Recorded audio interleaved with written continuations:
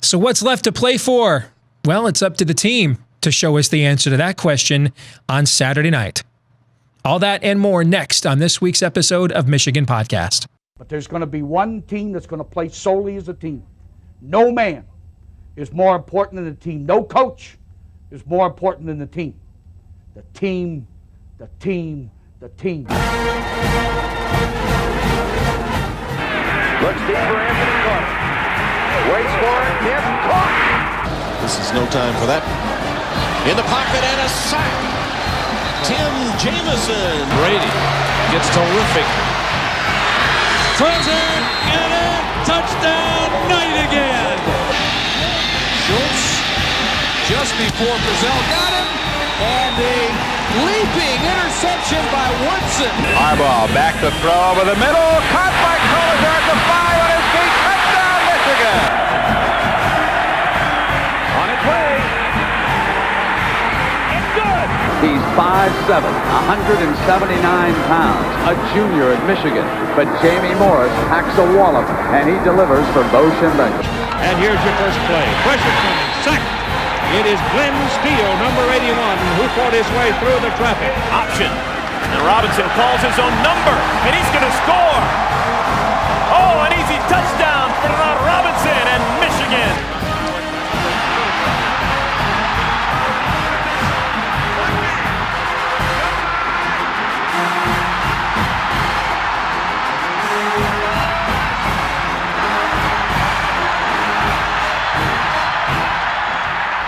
Win it. We're going to win the championship again because we're going to play as a team. And when we play as a team and the old season is over, you and I know it's going to be Michigan again. Michigan.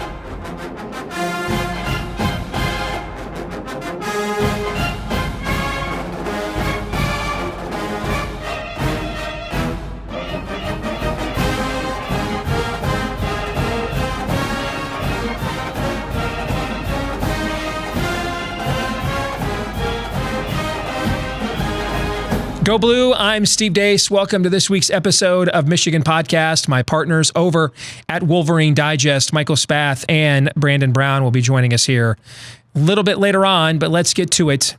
Unhappy Valley. In many respects, Michigan lost the same type of road game they have lost over and over again in the Jim Harbaugh era, just all in one game. We've seen them get blown out on the road and look like they're just not even a competent program. And then we've seen them battle hard and then lose the heartbreaker at the end.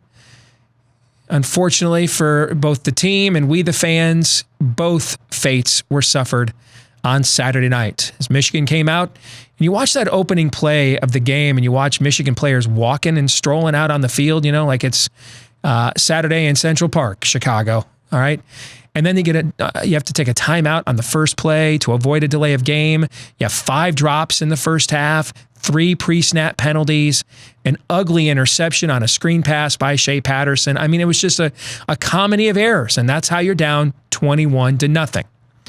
But from that point on, Michigan battled valiantly. Penn State only had about 80 yards of offense in the second half. In fact, Penn State only had about 140 some odd yards of offense on about 90% of its plays. Unfortunately, there were the other 10% when it had its other 140 yards and scored all of its touchdowns. But we're used to watching Don Brown give up big plays in big games. It's just his way after all. So here comes the Michigan offense. Finally, we see the bubble screens stretching the field vertically and horizontally. Some explosive plays. Shea Patterson is balling his ass off. It looked like Michigan was going to pull off, as Jim Harbaugh told the ABC crew at the half, their finest hour. But in the ultimate, cruelest twist of fate. A guy who has balled his ass off all year long, and you can't say that about too many guys on Michigan's offense this year. Ronnie Bell deserved better. And yes, he's got to catch that pass at the end of the game. And he knows that. Nobody knows that more than him. That's why he was crying his eyes out afterwards. But if there was one guy on this team that didn't deserve that Jackie Smith moment, it was him. And sadly, he's the one that now has to move on from it. And in a way, it's just kind of a portrait of what this season has become so close and yet so far away. You have it in the palm of your hand to end all of these narratives hovering around the program, and then you just can't get it done. On the night Shea Patterson was finally the gunslinger from down south we thought we were getting all along, then suddenly his receivers don't catch the ball. And it's not one thing, it's another. The defense is either dominant or watching, the opposing team throw the ball over their heads as their safeties continue to cover KJ Hamler in man coverage for reasons only Darth Vader knows. It's all of us so want this to work. And in many respects, we have built the program we've always wanted to have. It just lacks what we all want the most. Michigan wins everything except the games that matter most, when they matter most. Jim Harbaugh has about the hollowest 730 winning percentage you could possibly have. Still hasn't won a game as an underdog. We know all of those stats. I don't have the heart to repeat them again. We've all lived through them. This stat, I think, though, might be the most tragic in the history of Michigan football. In the first quarter on the road against ranked teams under Jim Harbaugh, if you count Penn State's second touchdown Saturday night, because it was scored on the first play of the second half when they ran out of time, or the first play of the second quarter when they ran out of time at the end of the first quarter. If you count that touchdown in the first quarter on the road against ranked teams, under Jim Harbaugh, Michigan has been outscored 70-3. 70-3. I don't even know what I can't. Good morning, Dave. I'm like a HAL 9000 trying to compute that. It goes against my programming. I don't know what to say to it. Okay. I just have to blink and, move on. How is it possible a guy with a top 5 all-time win percentage in the NFL, which is the ultimate coach's league? It's all about coaching, prep, finding an edge on the other team. And we have come out in the first quarter of all these games and face planted. I mean, that's an extraordinary statistic when you look at what it means about the preparation from our coaches and the poise of our players. And yes, they did fight back valiantly, and I give them credit for that. But it's a little bit like when your kid comes home from a one-car accident that he caused and wants credit for rescuing himself. I mean, they made this mess almost entirely themselves.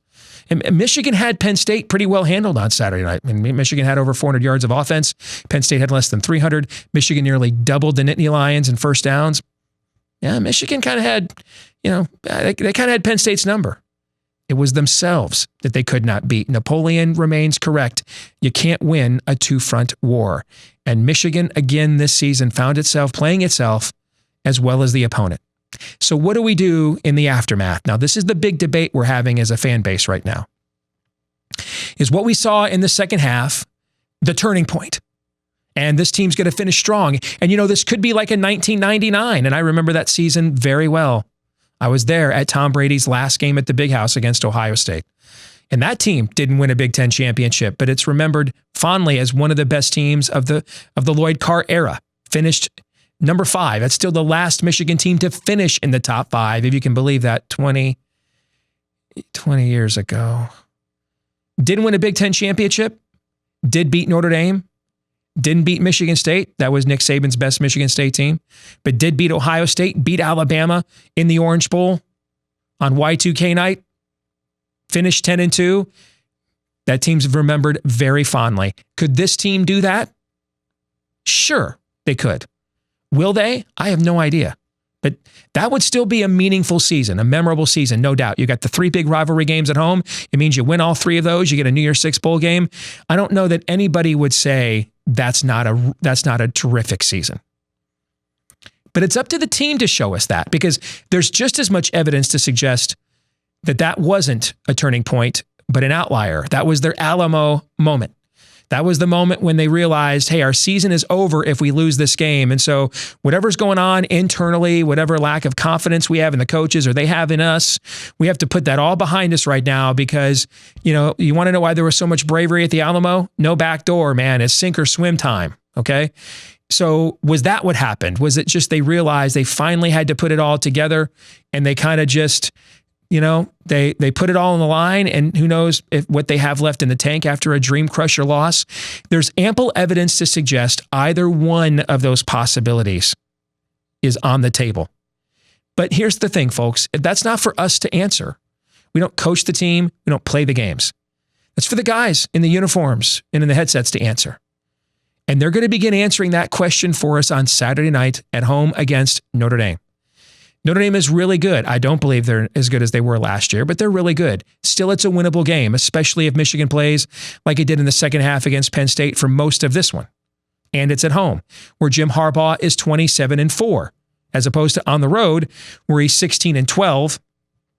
And by the way, if you take away games against Rutgers and Indiana, under Jim Harbaugh, Michigan is strictly 500 away from the big house, 12-12. So we know they're a different team at home. It's a winnable game. But it's winnable if they think it was a turning point, and if they want to hang together here through the end and make a statement in these rivalry games. Then it's a winning. Then it's a winnable game. If they don't, if they feel like, hey, we called our championship shot, starting with the head coach at Big Ten Media Days in July, and we fell short, and we got nothing left in the tank, then it's not. But here's the good news: the game is a few days away. And that's when we'll get the evidence we're looking for. No need to continue to be divisive amongst ourselves and argue amongst ourselves about things that we don't control, that the team does, and they're going to answer for us anyway. And we're going to get our answer Saturday night when Notre Dame comes to the big house. Hey, I want to introduce you to a brand new partner of ours here at Michigan Podcast, Hero Soap Company. Check these guys out. Veteran-owned soap company. Sign up for a subscription and get soap delivered right to your door each and every month. 3 different options, starting at just $5 a month, all the way up to the Battalion package, or as I like to call it, the Buckeye package. 3 bars of soap each month for those Buckeye fans out there who need some extra help getting that stink off. The best part of this is Hero Soap Company donates a portion of each purchase to help veterans and active military, something all of us can unite behind, Wolverines, Buckeyes, Sparties alike. Use the promo code Michigan Podcast and get 10% off of your order. Promo code Michigan Podcast, all one word, and get high quality soap without having to go to the store. Hero Soap Company. Check them out online at herosoapcompany.com. Let freedom clean. All right, back here on Michigan Podcast, joined now by my partners over at Wolverine Digest, Brandon Brown and Michael Spath, also of WTKA-Ann in Arbor. Gentlemen, welcome to the program. Good to have you back this week. And Michael, I'll start this week off with you. I already talked about what we saw in the game, and now the big debate that has ensued in the aftermath is this a sign of things to come, that they finally figured it out? It clicked on offense. They quote unquote hit their stride, and now they're going to soar down the stretch to what we saw in 1999, which was one of the favored teams of the Lloyd Carr era, even though it didn't win a Big Ten championship. Or did this team just decide with its back against the wall, this was the Alamo, lay it all on the line with its Big Ten title hopes, on life support, and they kind of shot the proverbial wad, and that's it. They're going to shut it down for the rest of the season. I said we have no way of knowing that. We have to wait and see how the team plays on Saturday night, but what do you say? I would agree, actually. I'm not going to make that prediction. I don't know how any of us would accurately be able to say one way or another. They looked really good in the second half. They started using their wide receivers on bubble screens, and they allowed Shea Patterson to improvise and get outside the pocket. They found a little bit of something with the running game with Zach Charbonnet, whether it was some of the read option or just using outside zone and getting outside the tackle box. All very good signs, but it was one game it was one half out of, I'm trying to do my math in my head here, 24 halves of football or 28 halves of football so far. So I can understand why people are encouraged and optimistic, but to automatically jump, well, they've turned the corner and this is what we're going to see the rest of the season. I think we have to see it this week against Notre Dame. If they go out there and play, I would even say 3/4 of football offensively like they did in the second half against Penn State, that's going to be another stepping stone. But we don't know yet. We don't know yet, and nobody is going to be able to. It's all going to be guessing at this point. So I'd be guessing as much as you would and as much as Brandon would. So I know it's kind of a crummy answer, but we're all in wait-and-see mode here. So let me ask a question that might require even more guessing then. All right. You guys do all the film study, Michael. We talk about it at Wolverine Digest. You guys talk about it on your radio show. This is not the first time we have either A, seen corners crashing on us, or B, sagging way off our receivers. Where were these bubble screens and smoke routes all year long? This isn't the first time everybody knew Shea Patterson was better outside the pocket and improvising than in a structured system. That's what was so prolific at Ole Miss, and that's what we thought we were getting when we switched to this offense. So why didn't we see this week 1, 2, 3, 4, and 5? I mean, why did we not see more of this until now? Where has this been schematically? I understand, and I will defer to former coaches like Urban Meyer. Well, it takes time to get your timing and rhythm down. I get that from an execution standpoint, but schematically, where's this stuff been the first month and a half of the season? Is this for me or for Michael? Because I don't want to answer it. That's for Michael. Yes.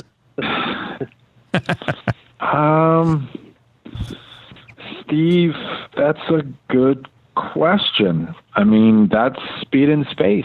That's the whole offseason narrative. That's throwing the ball to your wide receivers and allowing them to get upfield. That's utilizing your quarterback in the manner in which he is strongest. I don't know where it's been. I mean, we talked about it on the radio show on Tuesday. I mean, football is an extremely complicated game. What is taking place on any given play with 11 offensive players and 11 defensive players, the assignments they have, the terminology that's going on is enough to leave most of us completely overwhelmed. And yet football is also an extremely simple game.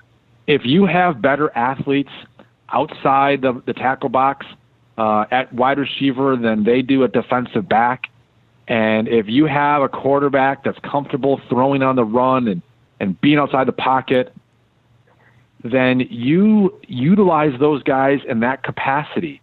If you have a great running back, you run the football. If you have someone like, well, I'm sure we'll talk about it, Daxton Hill, and you can defend KJ Hamler with him, you use Daxton Hill. So it's a simple game, and Michigan said it was going to be simple in the offseason, and we just didn't see it for the first 6 games. I don't have a great explanation for you. So, Brandon, you don't want to answer that one, but I got a tough question set aside for you, okay? Because you cover the press conferences and the media avails for us here at Wolverine Digest. So you get a chance to look these guys in the eye during the week. I listen to I don't get it. I will listen to at least some of it every week. I don't often get a chance to listen to like every last player interview in the locker room, all 2 hours of it. But I did stay up late to do it against Penn State because I wanted to see where the early read on this team emotionally was. Because you'll recall last week, Michael and I were discussing that we thought this team would either go 0-2 or 2-0 in this stretch because it'd be tough to pick themselves up off the mat after losing a game at Penn State for this one. And it was very clear that the message in the post-game radio show from Jim Brandstatter on down was, hey, this team played very well, and there's a lot to play for with these rivalry games, and they can get confidence from this. And they tried to tee that up for the players, and really almost without exception that I can, and I'm saying almost because maybe there was one and I just missed it. But man, it didn't seem like the players after the game were taking that bait at all. I mean, Shea Patterson was talking about crying and hugging with players and coaches afterwards like it was the end of the season. Now, that's the immediate aftermath of the game though, right? When you've just had your scrot stepped on and your heart ripped out. 48 hours later, you're there at the media veil on Monday. Did you sense more defiance? Did they have not what they said? I mean, the body motion, the eye in the tiger. You were there. You looked them in the eye. What'd you see? I came away really kind of puzzled, to be honest. It was so we talked to Carlo Kemp, defensive captain. We talked to Ben Bredesen, offensive captain. We talked to Kwity Paye. And it was kind of business as usual with Bredesen. He kind of said, you gotta take away some positives. You hate to lose. You got to get back out there, and we'll start working. So his was kind of run-of-the-mill, pretty basic standard stuff. He's a pretty even-keel guy. I don't think he gets too up or too down. in big wins or losses. So he was kind of like what I expected. Kwity Paye, he was positive, but like he said, and I know you said not just in their words, but in their body language and what they looked like and how they responded as well. But he had a couple things that he said that I was like, does he know that they lost the game? Like, he said one time, like, yeah, we just really wanted to go out there and make a statement. And I was like, okay, that's a weird thing to say after a loss. And then Carlo Kemp, I mean, he had some of the most, like, I almost wanted to leave, and I don't want it to sound like I'm dogging the guys for what they're saying, because they can only say so much. There's only so many words that they're going to be able to say. You know, when they get these questions thrown at them, they're not going to be super negative and throw guys under the bus, but at the same time, like, they are coming off of a loss. At the same time, they have a big game coming up against Notre Dame. Like, they're not in the easiest spot to field these questions and come out, you know, looking perfect. But Carlo Kemp said a couple things along the lines of, you know, I think somebody asked, you know, you guys are now whatever the number is against ranked teams on the road. You're 0-7 as underdog or 0-8 as underdogs. You know, how can you explain these struggles? And he said something along the lines of, yeah, I guess that's defined by what you call a struggle. You know, we're out there and it's all about how you respond. It's not so much about the outcomes or the final score. It's about how you respond. And I'm thinking, like, what? Like, what are you talking about? It is about, like, he just seemed like the answers were so confusing. And I'm like, if he really believes that, then, like, I just don't know what the message is before and after the game. Like, you know, it was just a bizarre, like, I'm never a huge fan of press conferences. I know, like, oh, you're in the right line of work then if you don't like going to press conferences. But, like, you don't ever get a ton of great stuff out of them. The coaches kind of say what they have to say. The players, same deal. But it was bizarre. It was bizarre on Monday. Like I said, Kwity Paye had a couple things like they won the game. Carlo was acting like losing games is no big deal. And Bredesen was kind of somewhere in the middle. Like, it was just strange. And I don't know what that means for how they'll play against Notre Dame. I don't know if that means, you know, Bredesen and Kemp are just trying to be as absolutely positive as they can as team captains so they don't lose guys. But it was strange. And I left feeling not very good about what the rest of the season might look like, especially considering it's just kind of broken record time. Here we go again. Another big game, another loss for Michigan. Brandon, do you think it's possible that you got mixed messages because they're not sure? I mean, right? We've been told all camp, all season that, you know, there's insiders on the various message boards who go to practice and they're like, I think Michael has had sources tell him this. We've never seen a bigger disconnect from the team we see in practice to the one we see on the field, right? And then all of a sudden, when it seemed like the entire season was going to go in the toilet, all right, and we were going to become a Paul Feinbaum meme, all of a sudden the team we thought we were going to see all year shows up from about the 10-minute mark of the third quarter for the rest of the game.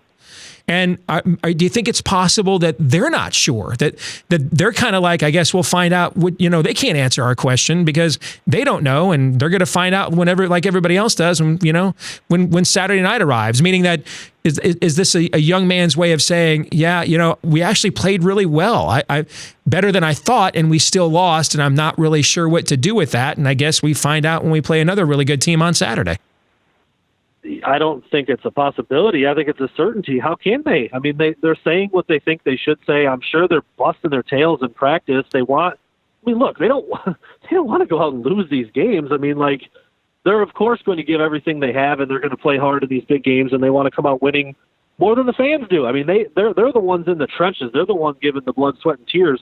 Like, of course they want to win the games, but I mean, yeah, I think you hit it right on the head. Like, Kwity Paye will say something like, I think the defense showed that we can play our ball, and the offense showed that they can do stuff too. He almost was kind of saying, like, see, we've been telling you that the offense was pretty good. It just took 7 games to get there. That's kind of like what you read between the lines a little bit, and that's what it sounded like. But then, like, where was it in the first half? Why are you down 21-0? Why aren't you using guys in the way that Michael talked about a couple minutes ago? Like, it's just really puzzling. And it's been that way all year, and that's why this game against Notre Dame, I'm not real optimistic. And you talked about, picking yourself up off the mat after a tough loss, and now the playoff thing is completely hopeless. The Big Ten title thing is just about as hopeless. And it's just, they're in a tough spot. They're in a tough spot heading down the stretch with three tough games left against Notre Dame, Michigan State, and Ohio State. And Yeah, I don't know. I don't know what you expect them to say, and like I said, you can go back and forth on what they say and what they really mean, or how they look and how they really feel. It's really hard to try to decipher that, and at the end of the day, here we are again, 7 weeks in, and we still don't really know exactly what's going to show up on Saturday against Notre Dame because we just haven't seen it enough. I mean, cool. I'm glad it looks like it did against Penn State for, like you said, 25 minutes, but that's 25 minutes out of a lot over the course of the season so far.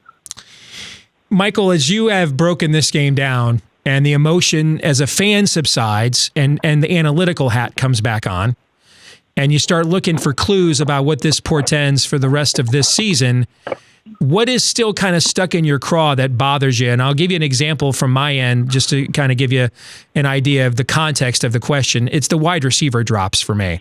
And it's not the one for Ronnie Bell at the end. I mean, I can think of one or two guys in this team who deserved that drop a lot more than Ronnie Bell, if you know what I'm saying. I mean, that guy's out there balling his ass off all year long, and there's not a lot of guys on that side of the ball we can frankly say that about.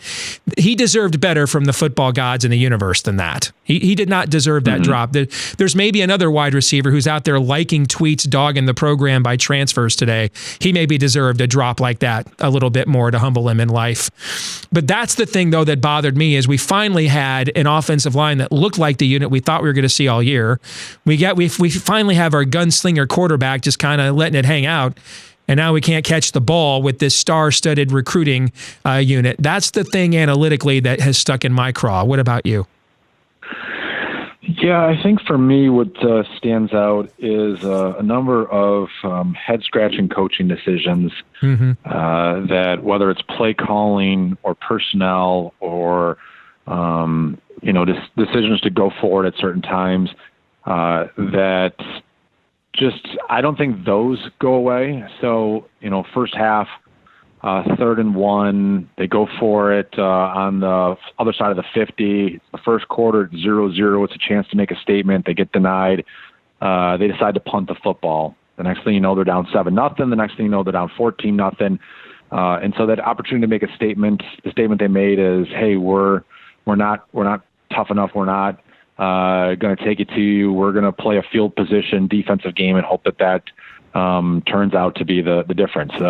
Late in the first half, decide not to go for it on 4th and 6. Instead, kick a 58-yard field goal with the second kicker who doesn't have as big as of a leg as the other kicker. And you're just kind of like, the chances of you kicking a 58-yarder with a guy whose maximum field goal in his career so far, I think, is a 49-yarder versus going for it on 4th and 6.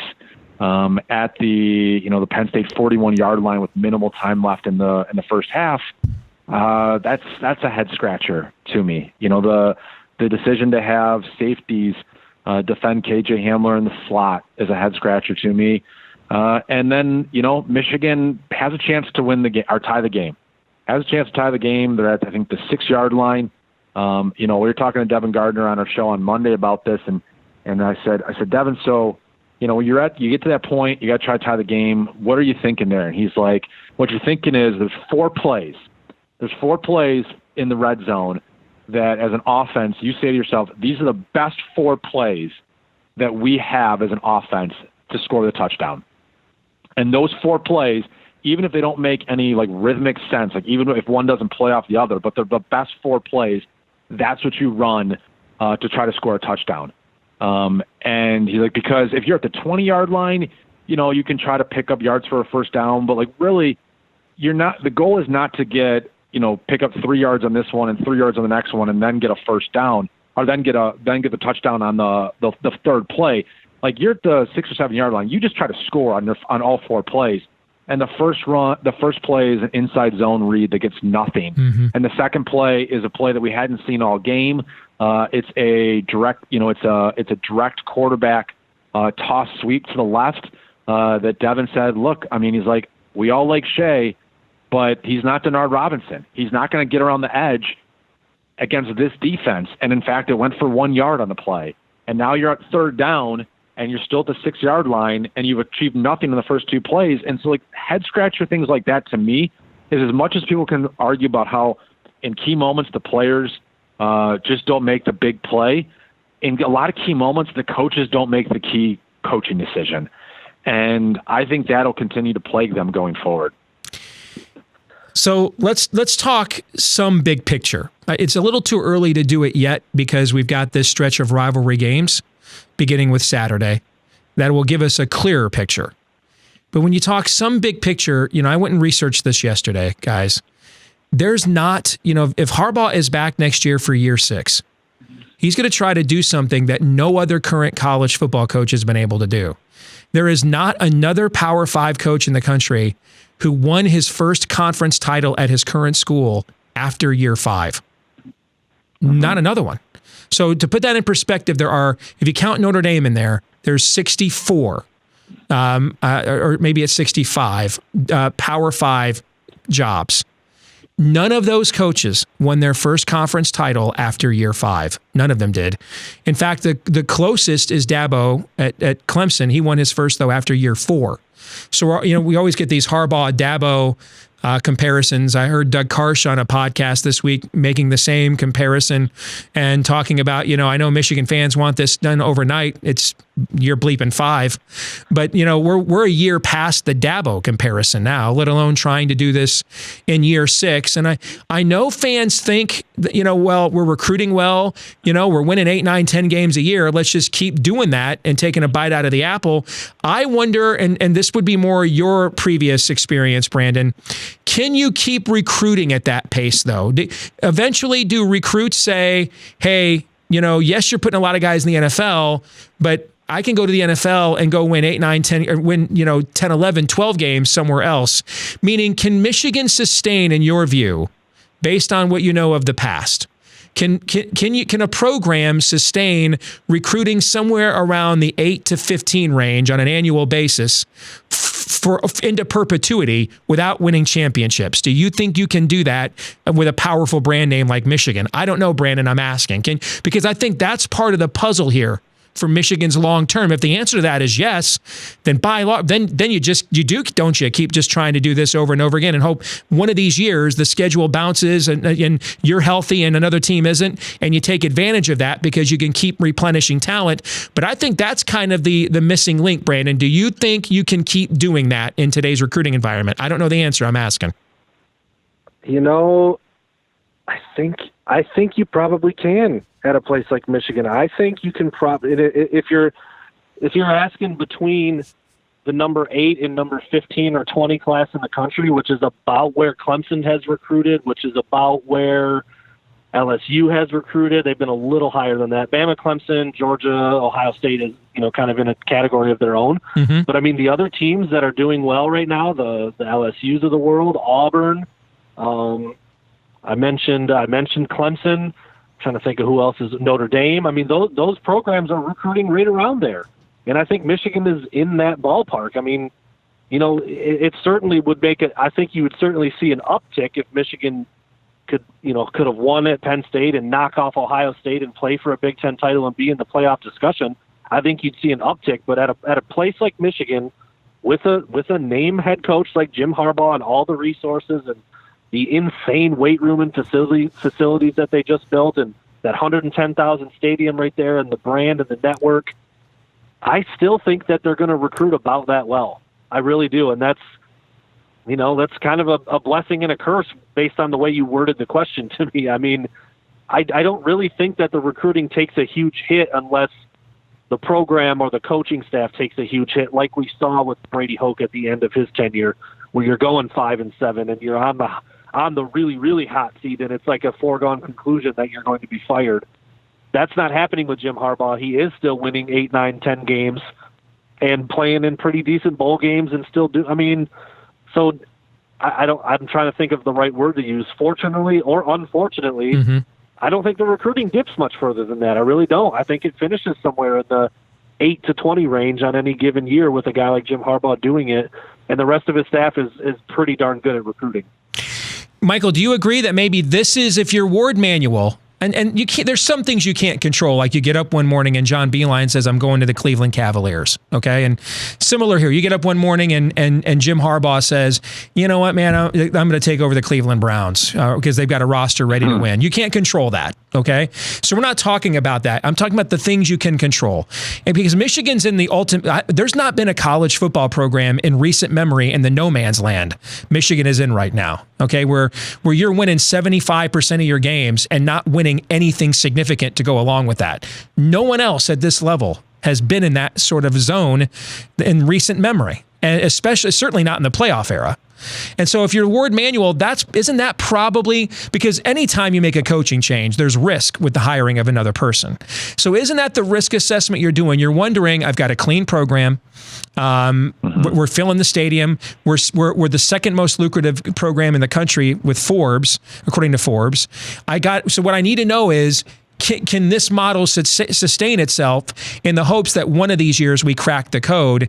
Because that's to me the question. Do you reach a point of diminishing returns where you can't recruit in that 8 to 20 range anymore because folks have figured out that your program never takes the next step? Isn't that really the component that you're trying to assess if you're Ward Manuel?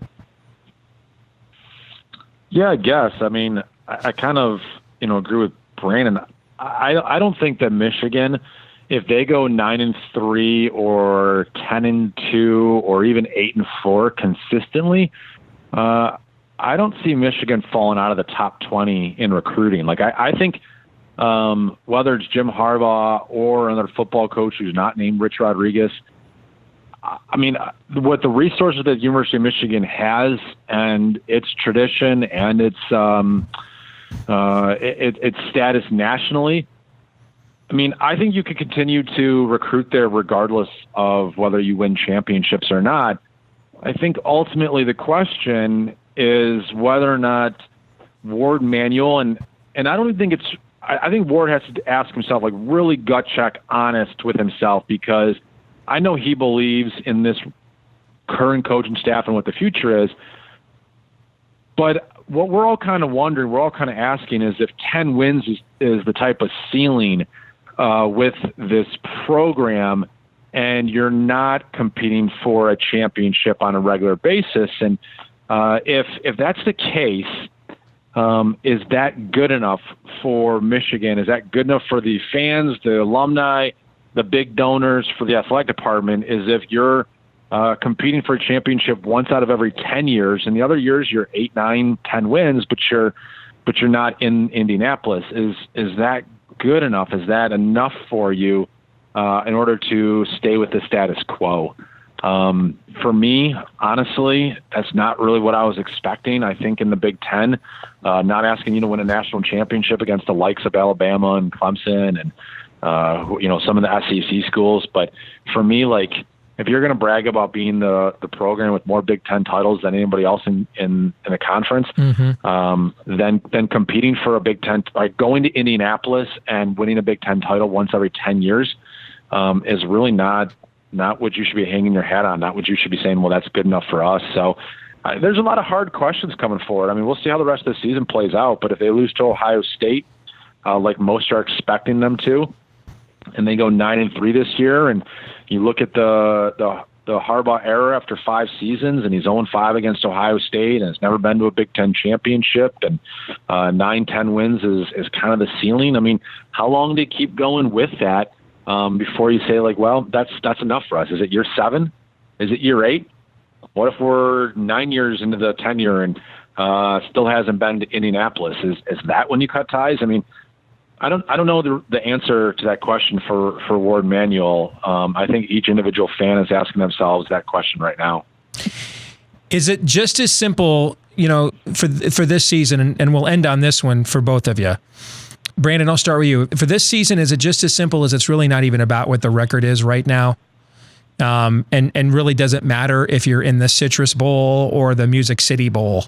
Okay, it's really about beat Ohio State, or this season is a loss. Is it that simple? Is it about that more than the actual record now? Brandon, your thoughts? I mean, man, they have 2 losses. You can't fix those 2. They're already there. So, I mean, I guess that's all there is left. I mean, Notre Dame, very comparable program to Michigan in a lot of ways. So you'd like to win that one, obviously, at home.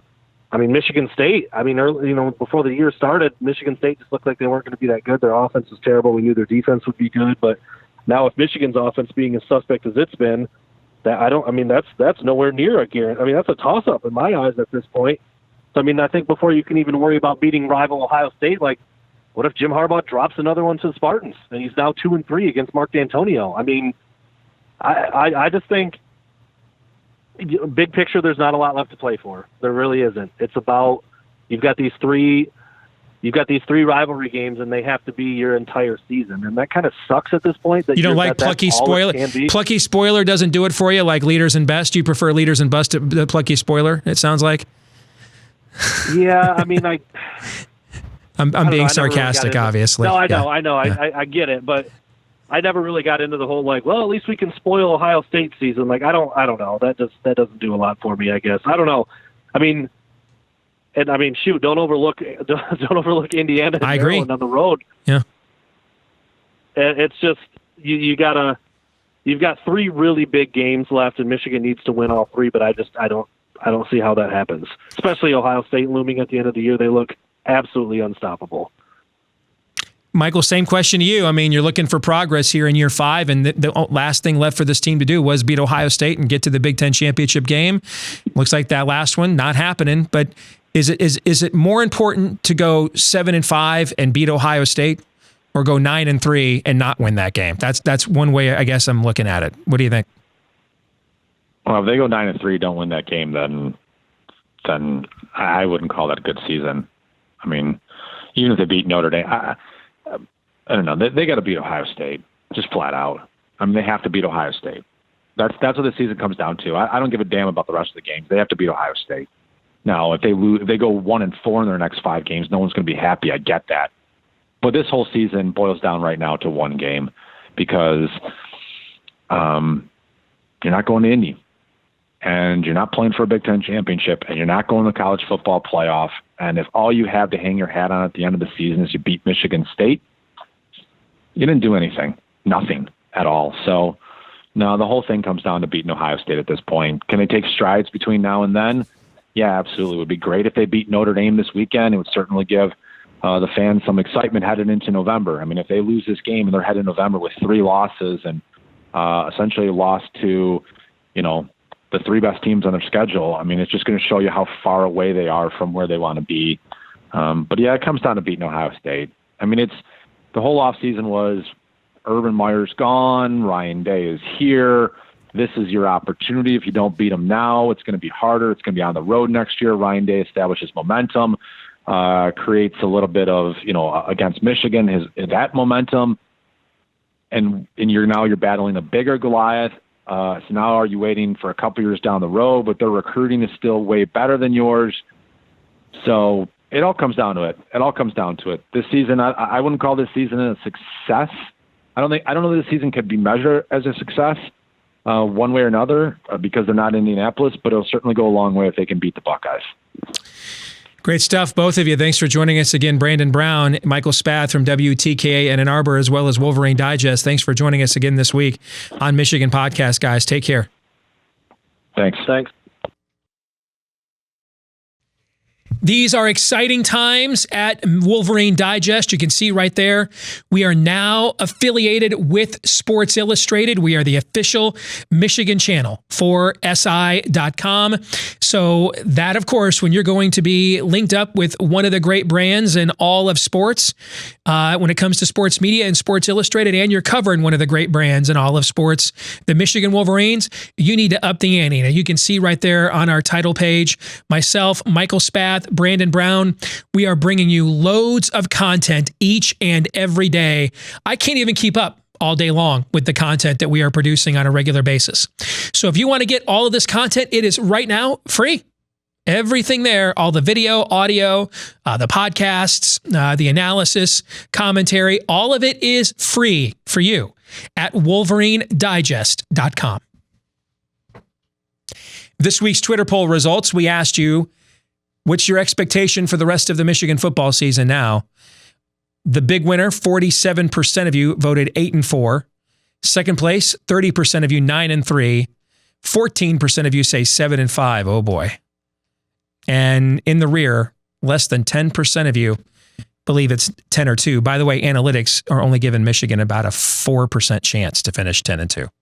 So you're not that far off from what the computers and the algorithms are saying right now. Let's get to this week's question of the week along these lines. Devin Ashton says, hey, if we were to win out, what's our best possible outcome in your opinion? Well, if Michigan wins out, it's going to finish in the top 10. We've already discussed the Big Ten championship and everything. That's off the table. Okay. But if Michigan wins out, I think they're ranked somewhere around 7th or 8th, because that would also include 2 wins against top 10 teams.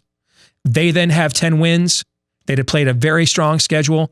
And I think you're looking at a New Year's Six Bowl for sure. And I wouldn't rule out the Rose Bowl, depending on where the eventual Big Ten champion lies in the college football playoff hierarchy. So, hey, how many of us, I predicted 10-2 at the beginning of the season. I just thought it might be a 10-2 that would get us to the Big Ten championship game. How many of us, looking at the schedule we were playing this year, would not have taken 10-2 and wins over all of those rivalry games? Win every one of those rivalry games, go 10-2, major bowl game. Folks, I got to believe 80% of us would have taken that sight unseen. That is still on the table. Now, if you ask me what I think the odds of doing that are, not high and very low. But I don't control those odds, It's up to the guys in the helmet and in the headsets. They're the ones that produce the results. All we can do is react to the results that they give us. And they're going to answer those questions for us. And those answers begin on Saturday night. Thanks to all of you for tuning in here this week again on Michigan Podcast. Don't forget, give us a like, subscribe on all of the platforms you use, whether and a 5-star review whenever possible, whether it's YouTube here or Google Play, iTunes, Stitcher, at all. Help us to spread the word about what we're doing here on Michigan Podcast by telling all of your Michigan fans, easy for me to say, Michigan friends, about what we're doing here. If you're fans, I tried to say both those words at once, tell all of your Michigan friends about what we're doing here if you're fans of what we're doing here. And a special thanks, shout out to our friends at Detroit Sports Podcast who help to promote what we do here each week as well. Back at it again next week, and we're going to get more defining answers to discuss. Let's hope they're better ones than we got this time around. Until then, go Blue.